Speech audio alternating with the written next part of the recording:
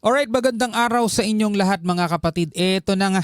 Eto na nga ba ang sinasabi natin? Sunod-sunod na naman mga tol ang panghaharas ng China habang nagkakagulo ang politika dito sa Pilipinas. Ayon dito sa report mga kapatid mula rito sa News 5, News 5 exclusive mga tol. Barko ng BFAR. Yan barko ng BFAR. Paulit-ulit. Hindi lang isang beses. Paulit-ulit tinutukan ng laser ng China. Naku po. Yan dito sa patungo sa Pag-asa Shoal. No, yan ang sabi rito sa report mga tol.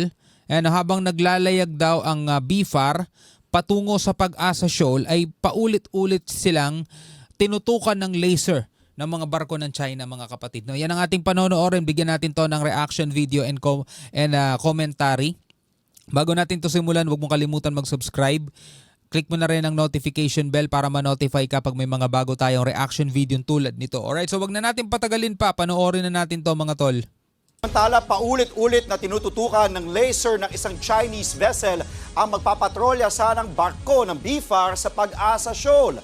Ang insidente, eksklusibong nakunan ng video. At live po mula sa Orion, Bataan, nasa frontline na balitang yan, si Gio Robles. Gio, anong balita dyan?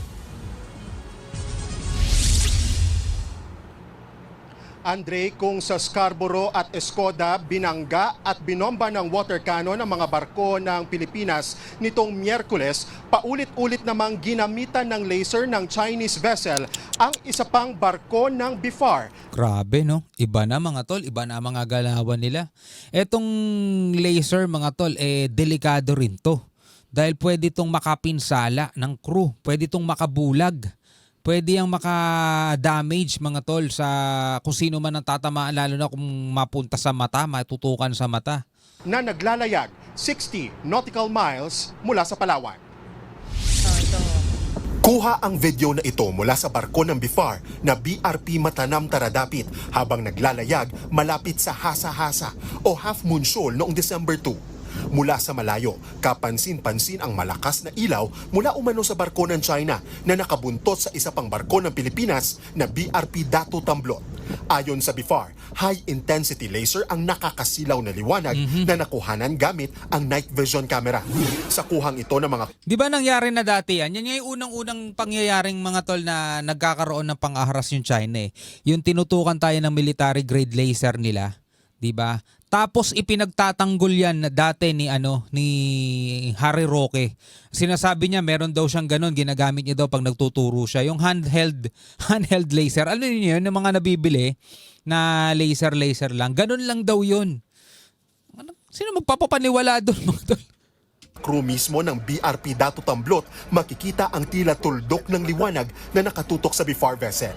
Hindi gaanong kita sa video pero tumama raw sa barko ang laser na kulay red. 6 na beses daw itinutok ang laser sa BFAR vessel na tumagal ng tig 5 minuto. Sa lakas daw ng laser, napadaing na mga crew ng BFAR. Yan naman, no? Patungong Pag-asa Island para magpatrolya mga barko ng BFAR ng Tignan mo nga to, kitang-kita mga tol. Yung nyo, yung light wave nyo. Yan ba yung mga handheld laser na sinasabi dati nung attorney na yun? Kaya sabi sa inyo mga tol, ingat-ingat kayo sa pagpili ng susuportahan ninyo mga tol. Pag pro-China yan, ako po. Nangyari ang insidente pasado alas 8 ng gabi nitong Lunes. 2 araw yan bago ang pagbangga.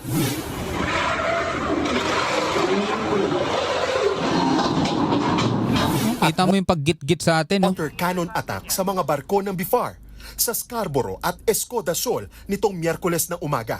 Sunod-sunod mga tol napapansin mo. Una, ang mga nabalitaan natin, dumagsa. Napakaraming barko ng China. At ang sabi nga dun sa report, para bang sinasamantala nila. Sumasalisi sila mga tol habang ang Pilipinas, mga mamamayan ng Pilipinas at mga gobyerno ng Pilipinas nakatuon sa bangayan, sa awayan ng magkabilang panig mga tol. Diba? O ngayon, pumapasok sila tapos eto naman ngayon. Sunod-sunod mga tol. Wala pang isang linggo. Diba? Araw pa lang ang pagitan mga tol. Nangyari yung pagbangga, paggitgit, pang water cannon, pati yung PLA Navy nakikisali, tapos bukod dito sa Scarborough Shoal, pati sa Escoda Shoal nangyari. No, nung nakaraan lang 'yon mga tol. Eto na ngayon. 'Di ba? Eto na ngayon. Paulit-ulit naman tinututukan ng laser ng China ang mga barko ng BFAR. Sabi nga ng mga crew, 'di ba, ang sakit daw sa mata. Masakit sa mata yung mga tol. Natutukan ka na ba ng laser? Yung laser nga nakakasira ng camera phone yun eh. 'Di ba? Marami ng camera phone nang nasira dahil natutukan ng laser. Pag mga halimbawa nasa club sila at biglang natutukan, dadaanan ng laser yung camera phone nila mga tol, wasak agad yung camera eh. Nagkakaroon agad ng guhit. Imagine mo kung gaano kadelikado ang laser para itutok sa iyo ng ganyan. O sa tingin mo ba para sa kapayapaan ng movement nitong China? Mga tol, malabo. Malabo talaga. Magkakaroon lang ng kapayapaan dyan kapag marunong na silang sumunod sa batas. Ang Hasa-Hasa Shoal naman, 60 nautical miles o higit 100 kilometro lang mula sa Bataraza, Palawan. Biruin mo to. Tingnan mo kung di napakaganid ng mga yan. Palawan, eto Palawan, Hasa-Hasa Shoal. Nandirito pa lang yung mga barko natin ha. 60 nautical miles pa lang yan mga tol. Ano yan? Pag-aari pa rin ng China to, itong lugar na to? 60 nautical miles? Ano ng dagat natin? Kanila na hanggang dito. Suporta ka pa rin ba sa mga pro-China? Di ba? Yung mga Pilipinong walang pakialam sa mga nangyayari dito sa West Philippine Sea. Di ba? Ibig sabihin, pasok na pasok ito sa 200 nautical mile EEZ o Exclusive Economic Zone ng Pilipinas. Pero dito pa lang titingnan mo nga, teritoryo pa natin yan eh. Kung tutuusin, napakalapit lang 60 nautical miles. Dito pa lang mga tol, hinaharas na tayo. Ayon sa BFAR, nakapatay ang AIS o Automatic Identification System ng Chinese vessel. Kita mo, ang AIS nila nakapatay. Anong ibig sabihin yan mga tol? Wala. Talagang intention nila yung panggugulo. Intention na talaga nila yung panghaharas. Diba? Hindi dahil sa pagtatanggol lang daw ng teritoryo nila kasi kalokohan naman teritoryo nila yan eh. Pero may nakapatay ang AIS nila mga tol, unidentified vessel to. Diba? Gumagawa sila ng ikakapahamak ng ibang crew. Kaya hindi makuha ang detalye nito. Kwento ng mga crew, isang barkong pandigma raw ng China ang nakabuntot sa dalawang barko ng BFAR bago mangyari ang insidente. Barkong pandigma. Mukhang gera na talaga gusto ng China.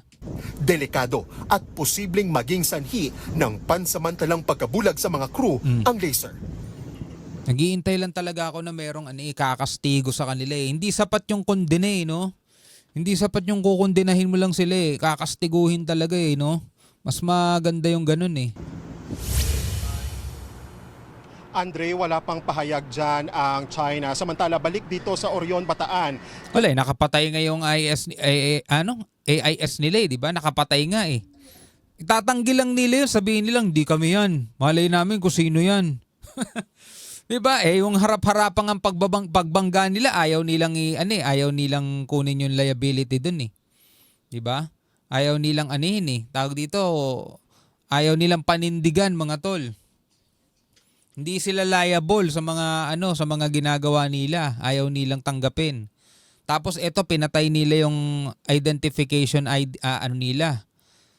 Ibig sabihin intention talaga yung ginagawa nila. Itatanggi lang nila yan. Kung saan sakay tayo ng BRP Datu Rumapenet. Ito yung barko ng BFAR na binangga ng China Coast Guard sa Escoda Shoal Miyerkules ng umaga. Ito Andre, papakita natin yung pinsala na tinamo nitong BFAR vessel. Kung makikita mo, tumagilid itong railings na gawa sa bakal. Ito yung sa starboard side o kanang bahagi nitong BFAR vessel. Andre, imagine kung gaano kalakas yung impact para tingnan mo, halos matanggal na itong railings na ito, Andre. Sa ngayon, kanina, nagsimula na yung assessment ng BFAR sa mga barko na nasira. Ito yung binangga, tapos yung isa, yung BRP Datu Rumapenet naman, na siyang pagbuhaya na winotter cannon din ng China Coast Guard malapit naman sa Scarborough Shoal. Sa ilalim na yan sa assessment at magtatagal